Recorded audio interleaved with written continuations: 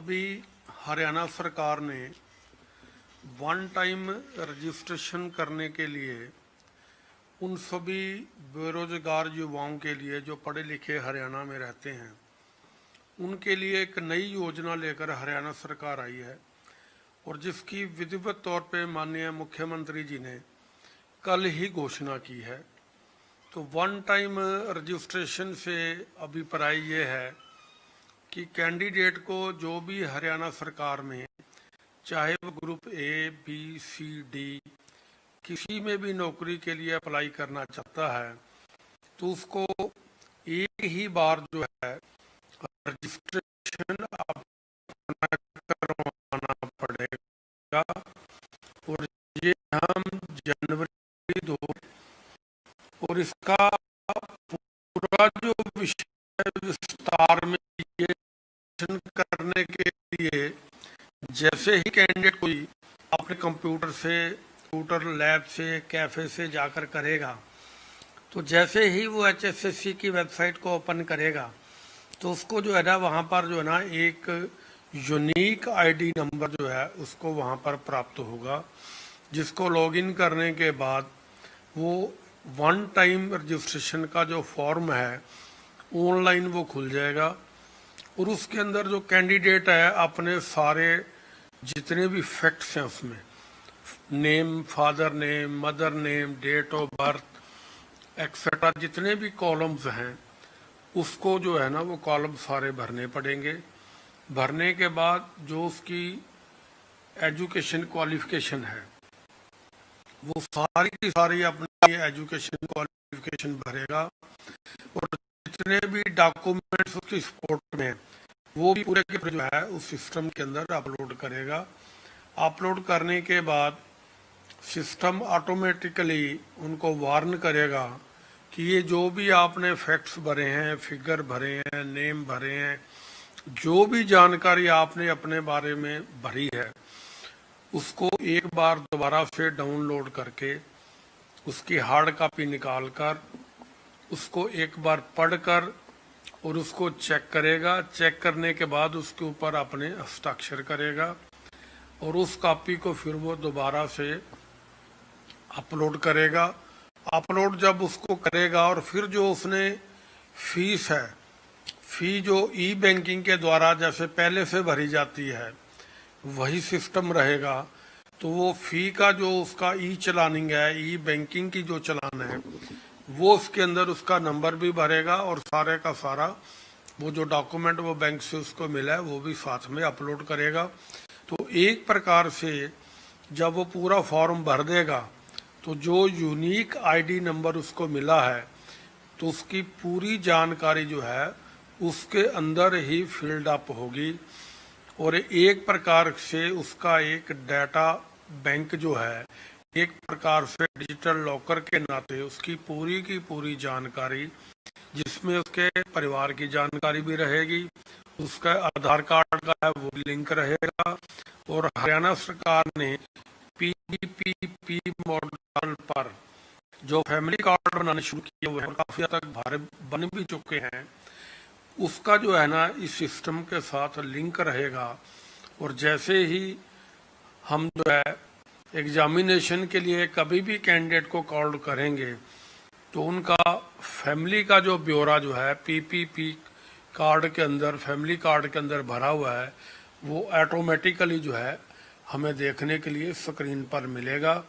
और हमें बार बार उसकी वेरिफिकेशन, उसके डॉक्यूमेंट की वेरिफिकेशन, उसकी फैमिली की जो है जानकारी, डेट ऑफ बर्थ की, फैमिली के कितने मेंबर हैं, कोई नौकरी में पहले से है या नहीं है, तो पूरा एक प्रकार से पूरी जानकारी हमारे पास उपलब्ध होगी। तो ये एक प्रकार से फर्स्ट स्टेज है हरियाणा सरकार ने जो वन टाइम रजिस्ट्रेशन के लिए जारी किया है। नौकरी के लिए चाहे वो HPSC के लिए बच्चा अप्लाई करेगा कैंडिडेट, चाहे हरियाणा कर्मचारी चयन आयोग में करेगा, तो उसके लिए यही डेटाबेस जो है वन टाइम रजिस्ट्रेशन वाला जो है लागू रहेगा। फिर चाहे उसको वन टाइम का मुख्य अभिप्राय ये है कि मान लीजिए जैसे हमने पिछले 6 वर्ष में हरियाणा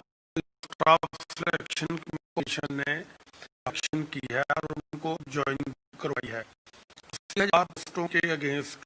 हमने 1,05,000 के करीब एडवर्टाइजमेंट जो पोस्टें की थी, उसमें से 80,000 की जो है हमने भर्ती पूरी करके भेजी है। अब ये जो 1,02,000 नौकरियों में जो है 1,50,00,000 एप्लीकेशन हमारे पास आई थी। तो इसको समझने की जरूरत है कि वो जो कैंडिडेट्स कितने थे जिन्होंने 1,50,00,000 एप्लीकेशन भरी, तो वो तकरीबन जो कैंडिडेट थे 50 लाख के करीब थे। इसका भी पराय ये हुआ कि एवरेज एक कैंडिडेट ने 3 बार फॉर्म भरा। तो मेरा आपसे, नौजवानों से और हरियाणा की जनता से यही एक प्रकार से निवेदन है कि वन टाइम रजिस्ट्रेशन का मतलब यह है कि कैंडिडेट को वन टाइम रजिस्ट्रेशन से लेकर नियुक्ति होने तक एक ही बार शुरू में फीस देनी पड़ेगी। उसके बाद जो भी एग्जामिनेशन होगा उसको किसी भी प्रकार का ना तो कोई फॉर्म दोबारा भरना है और ना ही उसको कोई दोबारा फीस देनी है। तो इससे कैंडिडेट्स को, पढ़े लिखे नौजवान बच्चों को बार बार फॉर्म भरना, हर पोस्ट के लिए अलग फॉर्म भरना, हर पोस्ट के लिए अलग से फीस देना, इससे बहुत बड़ी निजात मिलेगी। और यही जो है उद्देश्य है हरियाणा सरकार का है कि कम से कम खर्चे में, कम से कम समय में नौजवानों को नौकरी के लिए जो प्रक्रिया है उसको सरल किया जाए। तो ये एक पहला पड़ाव है। वन टाइम रजिस्ट्रेशन करवाने के बाद अगला स्टेप क्या रहेगा? एग्जाम्स होंगे, किस तरह की प्रक्रिया रहेगी? हमारा जो दूसरा स्टेप रहेगा कि मान लीजिए हमारे पास वन टाइम रजिस्ट्रेशन के अंदर 25 लाख नौजवानों ने, बेरोजगार नौजवानों ने, जिनको आज तक नौकरी नहीं मिली है, उन्होंने रजिस्ट्रेशन करवा दी। तो रजिस्ट्रेशन करवाने के बाद जैसे ही किसी भी हरियाणा सरकार के विभाग के द्वारा हमारे पास रिक्रूटमेंट करने के लिए ऑनलाइन हमारे पास रिक्विजिशन आएगी। मान लीजिए ग्रुप डी के लिए फॉर एग्जांपल 10,000 पोस्टों के लिए हमारे पास रिक्विजिशन जो है हरियाणा सरकार के माध्यम से या डिपार्टमेंट के द्वारा सीधे तौर पर ऑनलाइन सिस्टम से आएगी। तो हम उन 10,000 पोस्टों के लिए एग्जामिनेशन करवाने के लिए अखबार में भी, मीडिया में भी, अपनी वेबसाइट पर जो है उसका नोटिस डालेंगे, जैसे हम पहले एडवर्टाइजमेंट में डालते हैं। और उसके बाद जब हम उसमें डालेंगे तो जिन कैंडिडेट ने ग्रुप डी के अंदर फॉर एग्जांपल रिटन एग्जामिनेशन के लिए बैठना चाहते हैं, वो अपने उस यूनिक नंबर आईडी से जाकर हमारे सिस्टम पर जाएंगे, उसमें अपनी कंसेंट देंगे। तो जैसे जितने कैंडिडेट कंसेंट देंगे, मान लीजिए रजिस्ट्रेशन 25 लाख की हुई टोटल, और उसमें से 5 लाख बच्चों ने ग्रुप डी की पोस्टों के लिए कंसेंट दी, तो वो डाटाबेस हमारे पास आ जाएगा। और उसके बाद जो कॉमन एंट्रेंस टेस्ट होगा हर वर्ग के लिए, ग्रुप सी का अलग होगा, ग्रुप डी का अलग होगा। जब हम ग्रुप डी का अलग से कॉमन एंट्रेंस के लिए करेंगे, तो जिन ये 10 लाख बच्चों ने, 5 लाख बच्चों ने अप्लाई किया, कंसेंट दी कि हम कॉमन एंट्रेंस टेस्ट में जाने को तैयार हैं, तो हम उनको जो है अपनी वेबसाइट से ही ऑनलाइन उनको सूचना देंगे कि फलाने डेट में, फलाने महीने में आपका कॉमन एंट्रेंस टेस्ट होगा। तो वो जो फॉर एग्जांपल अगर वो 5 लाख बच्चे ग्रुप डी के अंदर एग्ज़ाम देते हैं, तो उनका एग्ज़ाम देने के बाद उनका जो स्कोर बनेगा, जो उनके अंक बनेंगे, मान लीजिए 100 नंबर का पेपर है, तो उसमें जितने भी नंबर बनेंगे, अगर हमारे पास 10,000 पोस्टें हैं ग्रुप डी की, तो हम 3 गुना जो उनमें से अपर मेरिट के ऊपर से 30,000 बच्चे होंगे, उनको अगेन HSSC जो है अपने लिए यहाँ पर जो हम रिटर्न टेस्ट करवाते हैं स्क्रीन टेस्ट के लिए उनको कॉल करेंगे और उनका जो स्कोर बनेगा उसके हिसाब से जो है फाइनल रिजल्ट तैयार होगा। और इस प्रक्रिया के अंदर सेकंड पार्ट के अंदर जो अभी मैंने आपसे बताया है कि रजिस्ट्रेशन के बाद जो कॉमन एंट्रेंस टेस्ट होगा उसके अंदर जो कैंडिडेट की स्कोरिंग बनेगी उनमें से 3 टाइम्स 3 गुना पोस्ट के अगेंस्ट जो बच्चे होंगे उनका पहले एंट्रेंस टेस्ट होगा। तो सेकंड जो पार्ट है वो यहीं तक है। वन टाइम रजिस्ट्रेशन जो है इसकी वैलिडिटी कितना होगी, मतलब कितने साल तक एक बच्चा आज अप्लाई करता है तो कब ये कार्यान्वित रहेगी? वन टाइम रजिस्ट्रेशन करने के बाद ये हमेशा के लिए रजिस्ट्रेशन रहेगा, फॉर लाइफ है। जब एक कैंडिडेट ने आकर अपना फॉर्म जो है ऑनलाइन रजिस्ट्रेशन करवा दी तो वो कितनी बार जब तक उसकी आयु नौकरी लेने की है, मान लीजिए 47 ईयर है SC वर्ग में, तो 47 साल की आयु तक वो जो है उसकी ये वैलिडिटी रहेगी को उसके लिए। मगर कॉमन एंट्रेंस टेस्ट जो लिया जाएगा सेकंड स्टेज पे उसकी वैलिडिटी 3 साल तक रहेगी। और कोई भी कैंडिडेट वन टाइम रजिस्ट्रेशन सारे साल में कभी भी कर सकता है। अगर उसकी क्वालिफिकेशन जो है बढ़ जाती है, मान लो पहले BA था उसने MA कर ली, मैट्रिक था +2 कर ली, तो वो कभी भी अपने घर बैठे सिस्टम के ऊपर जाके यूनिक ID के द्वारा अपनी क्वालिफिकेशन को उसके अंदर जो है ना एडिट कर सकता है, उसमें चेंज कर सकता है। ये उसके लिए कभी भी दिक्कत का विषय नहीं रहेगा। और सेकंड पार्ट में जब एग्जाम उस बच्चे का हो जाएगा जिसे हम कॉमन एंट्रेंस टेस्ट कह रहे हैं, उसकी वैलिडिटी 3 वर्ष तक रहेगी। भारती जी, एक चीज और, जिस प्रकार से आप हरियाणा सर्विस सिलेक्शन कमीशन जो डिजिटल इनका सारा डाटा रखेगा, ये हरियाणा पब्लिक सर्विस कमीशन में अगर बात की जाए वो वहाँ क्योंकि अलग अलग श्रेणियों के अलग अलग पोस्टें जो हैं उनका वर्गीकरण दोनों जगह हुआ है, ऐसी स्थिति में वहाँ कैसे काम आएगा? ये एक प्रकार से जो वन टाइम रजिस्ट्रेशन है ये हर वर्ग के A, B, C और D कैटेगरी की जो पोस्ट होती हैं उसका एक कॉमन डाटा है। जो भी कैंडिडेट जब HPSC कोई जॉब निकालेगा, पोस्ट निकालेगा,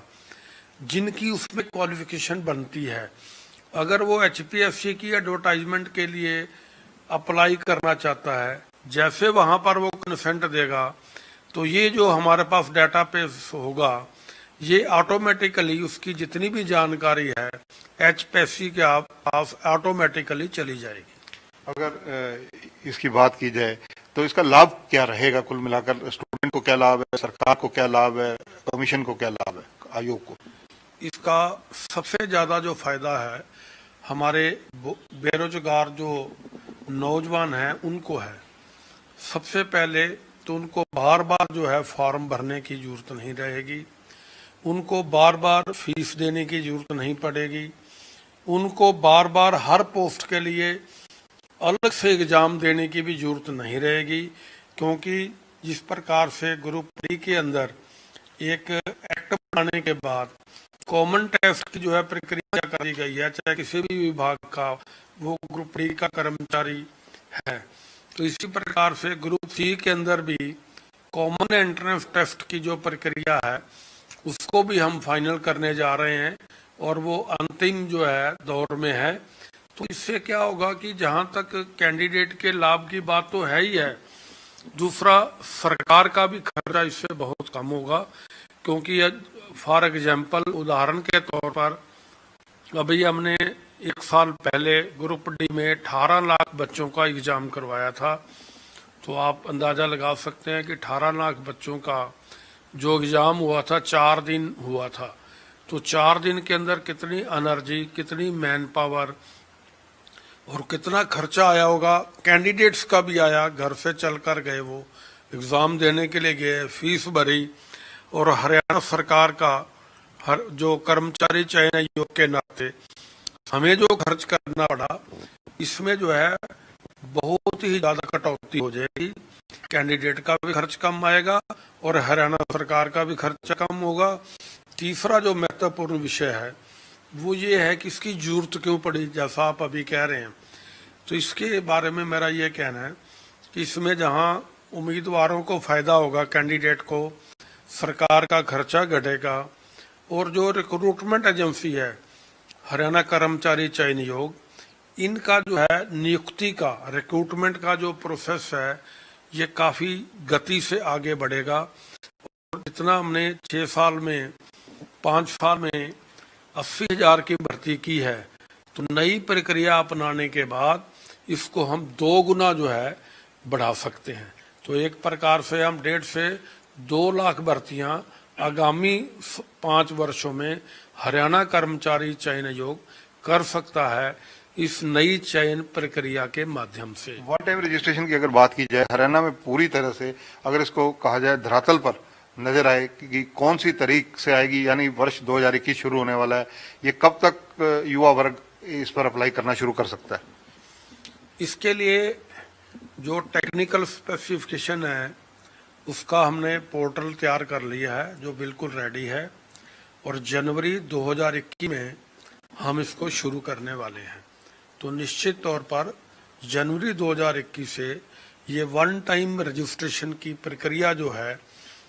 शुरू हो जाएगी। 2021 की अगर बात की जाए, नया साल शुरू होने वाला है, इस 1 साल के अंदर आपको क्या अनुमान है कितनी भर्तियां जो है कर्मचारी चयन आयोग कर सकता है? ये नई प्रक्रिया आने के बाद हमें ऐसे लगता है कि इसमें कम से कम जो है हम 30,000 भर्तियां 2021 के वर्ष में पूरी कर सकते हैं। जैसा कि ये 2020 का वर्ष जो है 24 मार्च के बाद कोविड-19 के कारण 8 महीने तक प्रक्रिया बंद रही, इसमें सभी को असुविधा रही है। अगर सभी हालात सामान्य रहते हैं तो उसके अंदर हम जो है 1 वर्ष में 30,000 की भर्ती कर सकते हैं। जितनी पुराने परीक्षाएं निकली हुई हैं वो क्या पुराने पैटर्न से अभी फिलहाल होंगी 2021 में भी, या उनके लिए नया फार्मूला चलेगा? जिन पोस्टों की हमने एडवर्टाइजमेंट कर दी है और उसके अंदर एप्लीकेशन हमने कार्ड की हुई है और जिनका एग्जाम हो चुका है और रिजल्ट जिनके फाइनल पेंडिंग है, या जिनका हमने अभी एग्जाम नहीं करवाया है परंतु उसमें एप्लीकेशन कैंडिडेट की आ चुकी हैं, वो तो पुरानी प्रक्रिया से ही चलेंगी। और जो जनवरी से नई एडवर्टीजमेंट हम करेंगे वो सारी की सारी नई वन टाइम रजिस्ट्रेशन से शुरू होकर अंत तक पहुंचेंगी। अगर पैरामेडिकल स्टाफ या टेक्निकल स्टाफ की बात की जाए, उनके लिए इसमें क्या फार्मूला निकाला जाएगा, कैसे उनको एंटरटेन किया जाएगा?